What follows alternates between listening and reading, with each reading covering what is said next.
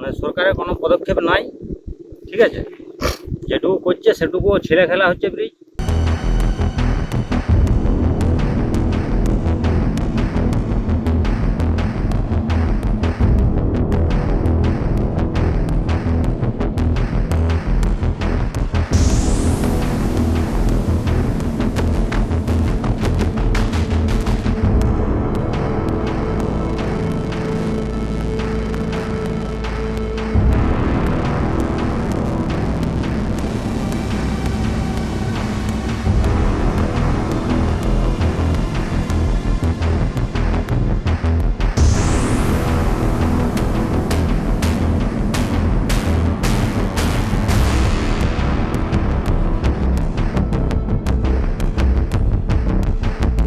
কোনো সরকার আসুক, সরকার তো এইসব নিয়ে কোনো মাথা ব্যথা দরকার নেই। জনগণের প্রবলেম হচ্ছে, জনগণ প্রবলেমটা নিজেদেরকে সলভ করতে হবে, ঠিক আছে।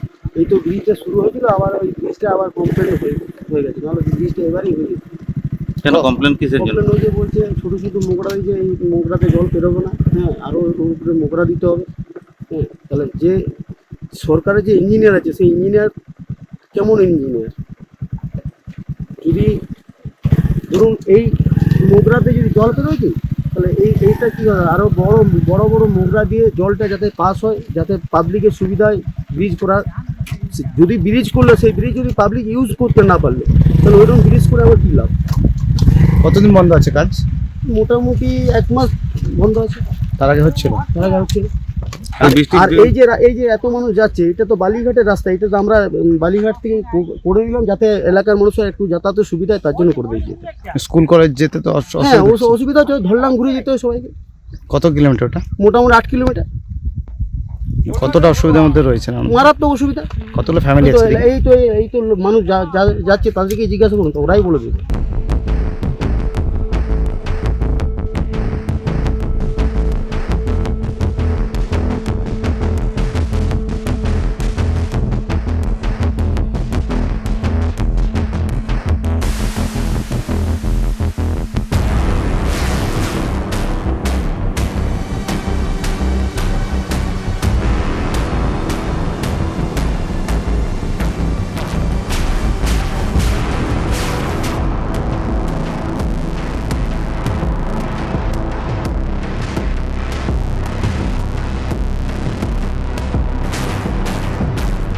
ছেলে সবাই স্কুল যাচ্ছে, কলেজ যাচ্ছে, রেল ব্রিজে হয়ে যাতায়াত করতে হয় রেলওয়ে আমাদের। যাতায়াত, মানুষ কাটা যাচ্ছে, সবেরই অসুবিধা আর হচ্ছে যে এখানে ব্রিজটা করছে, বেড়াতে।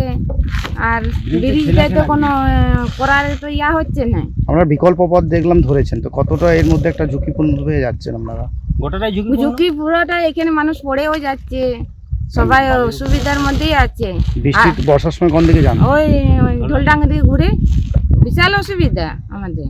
যারা পড়তে যাচ্ছে ও ছেলেমেয়েরা? তারাও ঢোলডাঙ্গা দিয়ে ঘুরবে, নাহলে ওই ব্রিজে গেলে কাটা যাচ্ছে মানুষ। এর প্রতি বছর যায় কাটা, তার ভয়ে আমার। এখন কি আশা করছেন যে নতুন সরকার কি কিছু নতুন করবে? সরকার করলে তো ভালোই হবে। করলে কতদিন বন্ধ আছে? এটা প্রায় 1 মাসই এখন বন্ধ করছিল, দিয়ে করতে করতে বন্ধ করে দিয়েছে।